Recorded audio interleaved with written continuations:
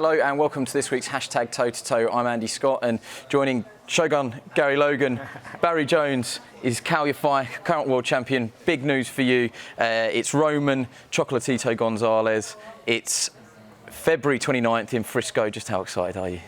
So excited. I haven't been this excited since I challenged for the world title, and yeah, I just can't wait. We did so many post-fight interviews that were like Groundhog Day, where you'd retain your title and you'd like, I want a big name, I want a big name, I want a breakout fight, I want Chocolatito, Chocolatito, Chocolatito. Did you ever think that this day would come that he would sign on the dotted line? To be honest with you, I didn't think so, because I'd signed and agreed to fight Juan Estrada, so I didn't think that fight would ever happen. But it's here, and I can't wait. I'm buzzing. Very excited for this fight. I'm excited. I mean, honestly, I wish, just the thought of fighting someone like Gonzalez, who's literally a Hall of Fame fighter, guaranteed.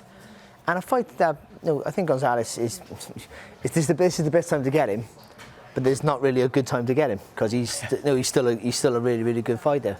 But if Kal can get the win, and I think he has a real good shot in it, then that doesn't just make him a star in the UK, which he's a world champion. But I mean, it literally the worldwide noise it will make in the boxing world, the ripples will just go on forever, because that's like a real standout win that everyone in every weight division will take notice of.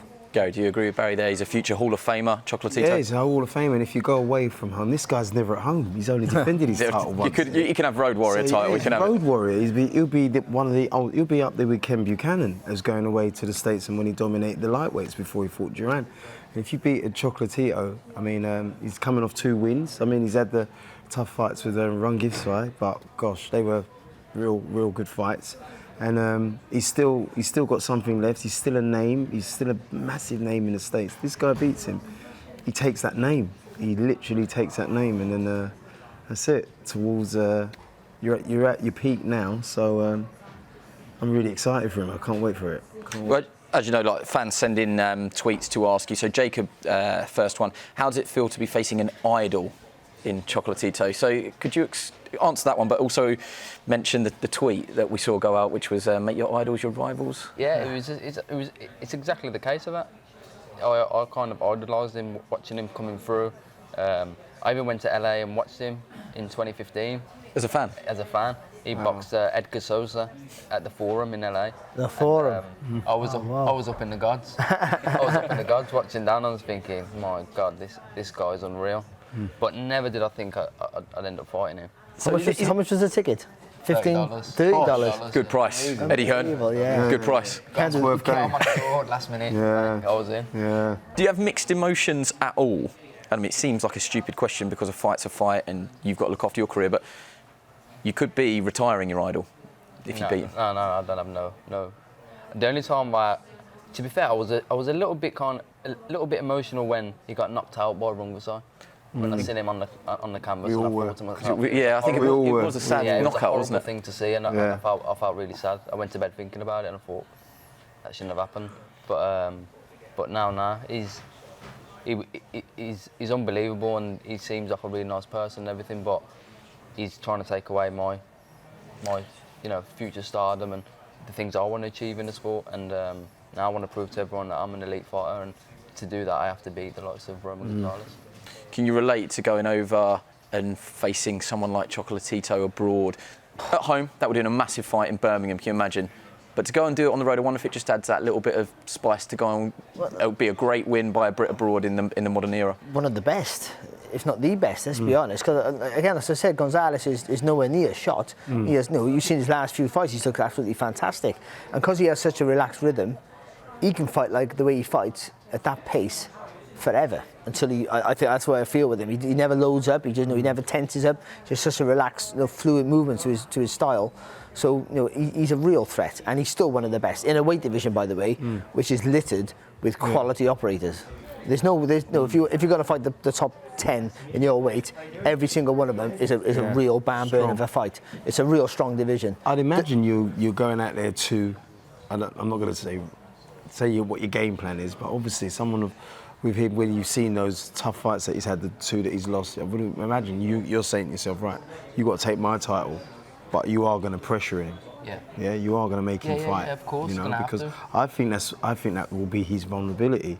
The fact is that he's just not as quick as he used to be. He's still got all the tricks, and you'll learn so much. But I think he's going to learn so much about your aggressiveness, because like what is your work rate is phenomenal. Yeah, within that division. I've got to improvise these things on him. I've got to use my attributes, my size, my very long reach for my height and my size as well. Yeah. It just goes unnoticed, and my jab, because a lot of the top fighters in the smaller weights, They don't use the really jab. use it. They don't use the jab. It's just incredible. And it's crazy to see. Yeah. I've watched a lot of Roman's fights, and he's a lot of the fighters he boxes with, they don't use their jabs, and that's one of the things I've got to use against him. Well, I found that with Bernard Hopkins. It's like another reason why I believe Bernard Hopkins dominated for so long, because his fundamentals were so much better than most of the guys he was fighting, and I include Trinidad in that. Trinidad, you watch the way there was times when he was hitting Trinidad, he looked like he was working the bag. He looked like he was working the bag. He was phenomenal, and Trinidad did not jab with him. Always trying to hook him. So I think guys with like you, and this is where the whole Team GB goes back. What we were saying last week, guys that have been in the system long, that have learnt the fundamental of boxing, they do it without a second's thought. You know, so I think it's going to be I think a big factor for you as well is because he is an idol. You've looked up to him, you've watched him, and you wanted to be maybe where he was. Yeah. Is not showing him that respect. It's going to be weird, isn't it? A weird thing, It's but weird, but it's the kind of person I am. Anyway, we're not sparring or fighting. I'm just not switch doing off and don't care who it is. He's trying to take my bread off my table. even your brothers. Yeah, You have to do what Durant did to Palomino. we have tear-ups as well. Do you? Yeah. Will they help you for this fight with training? Kamal Yeah. does, So, Do they let He looks like a Do they hooligan. let you spar? One thing we used to, when we went down to Tony Borg's gym with the Bucklands, Mitch Buckland and Gary, they weren't allowed to spar anymore because they just. I it can was a imagine nightmare. there. Is that the same with you and Gamal? To be fair, me and Galal are normally alright sparring together. It's not all out. Like, he'll put you under the cosh and he'll be on you, but What about Gamal? Gamal is just like, once you catch him clean, that's it. What we do, He's not here for a right to reply, so you can dig him out. we do tech sparring mainly. So Safer. it's a lot more safe. Yeah, sounds a lot safer, definitely. Sam asks, if you get past Chocolatito, will Estrada be next? And I already know you're going to say, I'm not going to look past this, but you're not allowed to say that. Yeah, after the win, then he's obviously the one that you'd want to go after. Another world title. It's a unification. It's a fight we already signed for, but unfortunately with his injury. Yeah, he's got a hand injury. Yeah, so like I said, that fight was made twice, and he's had to pull out both times. He is a good fighter though, Estrada. Yeah, Yes, he is. Do you rate him, Barry? I do. I rate him. I rate him. I go back to division saying is so the division. It's just it's a solid division. It really is. And if these guys were middleweights, everyone would know their names. And that's just the way. names, yeah. That's just the way the sport is, of course. And you know that going into it, like I did. But it's a hard fight. It is a hard fight. But so it should be, because it's for a world title, and these are genuine world class fighters. These are not easy touches, and it means so much more. Like, you beat Gonzalez now, you haven't beat the guy who's on his last legs. You haven't beat the guy who was at the padded records. You've beaten a genuine guy here who's still good enough to beat anyone in his division. Let's be honest. Who's a Hall of Famer? That you'll get the 100% credit. There'll be no excuses, no back doors of why you did this, why you didn't do that. And you beat a guy who's not at his peak, but still good enough. If you had the opportunity to have all the belts. Yeah. And you went on the road to do it. You know. Would you pick yourself against Estrada? Obviously, you see yourself. Hopefully, I'm not putting words in your mouth. See yourself as the strongest in this division. Outside of Estrada? If you don't believe that, then you're not in the right place. Yeah. You're in the wrong sport. Yeah. Of course, I believe I'm the best. 100%, no doubt about it. Do you think he'll be there trying to make that fight, Estrada, ringside? Who knows? Not really bothered.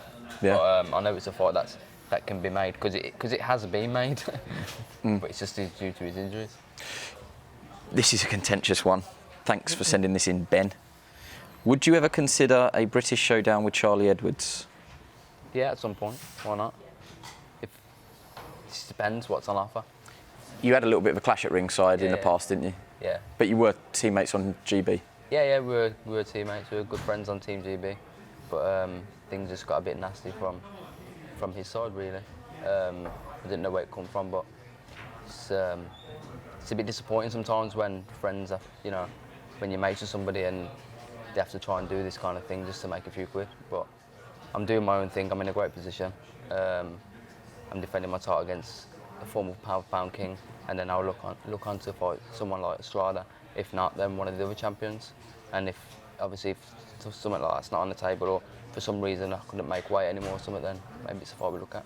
That would be a big fight domestically. And they're the fights that elevate you. Yeah. To get more money, to be a bigger name, because the domestic in more anywhere in the country, but in Britain, domestic rivalries are more watched than any other fight, aren't they? That's where Ben and Eubank, they just box each other. No one remembers anyone else they fought. To be honest, people just remember them two fighting, and and obviously Watson in that, and then there was Collins, and that's what people remember. So you and Charlie Edwards having a rivalry.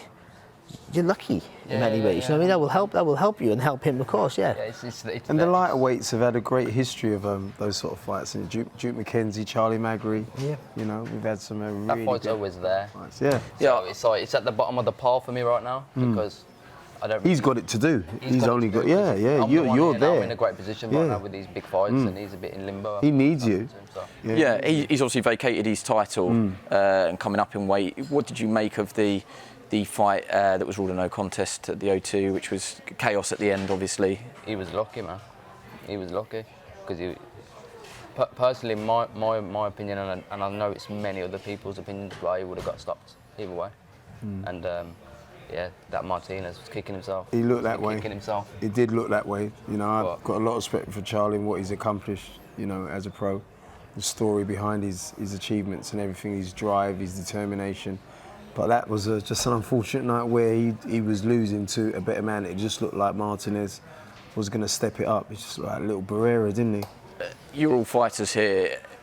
The making a weight that you can't make anymore, and the choice of doing it or vacating the title was obviously a very difficult one. You can't vacate the title. That's the problem you have. Is unless you're a huge star and your name carries more weight than the title, if it doesn't, then you have to stay. That's your only bargaining tool is that belt. Even if it's detrimental to your performance on the night, though, it's just the way it is. Yeah, it's horrible, but it is though. You'll keep You've up always that got title. to take a chance. When, you've worked all these years to get to that, and to have to give it up to the scales it must be a tough thing. I've gone into decision, title challenges where, in 1995 I fight Del Bryan and Jimmy Tibbs, I'm sparring a couple of weeks before and I'm feeling tremendous, and Jimmy Tibbs looks at me and goes, "You sure you can make the weight, Gal?" I go, yeah, of course I can. I struggled, but nevertheless, the better man won. But you're not going to give it up on the scales. It's very hard to. And also more than that, do you get another look? Say you just relinquish your titles and move up in weights. Just say, it's almost like a begging ball then for the champions. Will you fight me? So then you can be free. You can be frozen out quite easily. Unless you're a household name, pay-per-view figure like a Cotto. If he's struggling at light welterweight, he just says, right, I'm going up to welterweight. I'm going to have one fight and get me a welterweight shot, and that happens. And De La Hoya does the same, and that's what happens in boxing. But but once you beat Gonzalez, then you literally can do what you want. Of course, you'll have like the golden ticket. Mate, to you beat Gonzalez, you can say, right, I'm going to defend this a couple of times. I'm going to go up to bantamweight and I'm going to come back. You'll be fighting YouTubers for millions. Nah, you won't see that from me. No chance in hell, ever. Well, I won't be vacating my title at any time. So. A lot of people are talking about Roman Gonzalez's time and his age and the miles on the clock, but actually, is it more about you, that you're at your peak now? Yeah, I'm just concentrating on myself. I'll just concentrate on what I've got to do to win the fight. Do you feel that you're at your peak in terms of your age and most performance? Definitely, yeah. I just know that I've needed this big fight for a long time, and it's finally here, and it's down to me now to step up and prove to everyone that I am an elite fighter. You've made a career for yourself, obviously, the road warrior. I joke, but you are. You've been around the world twice and seen everything once. Omar says, if you win on the 29th, would you bring a unification fight to Birmingham? I would absolutely love to, but that's up to Eddie, and if that could work, then obviously it'd be brilliant. But I can't see any other champions willing to come to Birmingham. It's a funny thing when you think of it. Cal hasn't boxed in Birmingham. I've got it written down there since 2017. Yeah, May 2017. Oh, yeah, Muranaka. First defence. Which was a brilliant occasion, and so I would love that, but sometimes the money speaks. Yeah. I mean, does it bother you at all boxing on the road? No, not really. What are Rewarded the properly. aside from home comforts and stuff like that? Does it? You obviously did it as an amateur. I suppose it makes it a little bit different. I think the thing is as well for me personally is I enjoy being in America, so I'll go over there quite a lot to travel and to be on holiday. So I kind of know how things are over there, so I enjoy it. So when I am over there, I enjoy it. Just feels like a good time for this weight division in terms of not everyone always speaks about the flyweights, super flyweights, bantamweights, but it seems at the moment actually I know the heavyweights are still dominating the headlines, but there has been a shift. Or am I imagining that? Yeah, no, so there's a lot of quality fights, and we just need a few more journalists to jump on it as well, and to sort of publicise it, and a few more articles on men like him who travel and take their titles abroad, which is an achievement in itself. But I think that the problem, not the problem, it's a good thing and a bad thing, that if you can beat Gonzalez, then I think your future lies over there. That's because that's where the fights are going to be made. If we're going to make more money, if you would have thought, that's as much as everyone wants to see you home, and I think you'll be a bigger name and a bigger draw, most definitely. But I think for your financial future, that beating him there might mean you have to stay there. Yeah, and I've got no problem with that. I know as long as I'll do whatever suits me, and I think that will suit me. Yeah. Just finally, then, before we say goodbye to you, the last word to you. I mean, it's we're all like fanboys here. We're excited for the fight. Just what's it going to mean to your career to go out to Frisco and hopefully, you'll say definitely, but hopefully topple one of the greats in Roman Chocolatito Gonzalez? It will mean everything to me. All the work I've put in over the years. I've been doing this since I was a 9-year-old kid. All the amateur fights I had, travelled the world, all the work I've put in, all the fights I've had, it's all coming down to this fight, and this is what I'll get remembered for. Brilliant. Well, wish you all the best in your camp and preparation. I'm sure we'll catch up with you closer to the time. Gary, thanks very much. Barry, thanks very much. Make sure you join us for the full podcast later on across all our digital platforms. Make sure you're sending your questions for next week. Thanks for joining us. Sky Sports. Feel it all.